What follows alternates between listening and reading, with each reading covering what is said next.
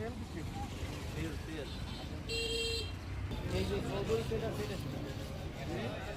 দোকান के একটা ভিতর মাল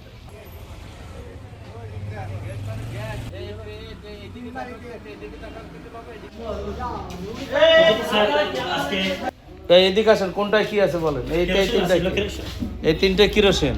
আচ্ছা, আর এগুলো অভিযোগ হচ্ছে যে তেল মজুদ রাখছে। এই সংবাদ ভিত্তিতে মোবাইল কোড আসলো, মোবাইল কোডে সহায়তা করার জন্য আমি নিজে আসলাম এখানে আসার পর দেখা গেল যে এখানে যে 11 ব্যারেল তেল এই দোকানে মজুদ আছে এবং তার কোনো কাগজপত্র দেখাতে পারে নাই।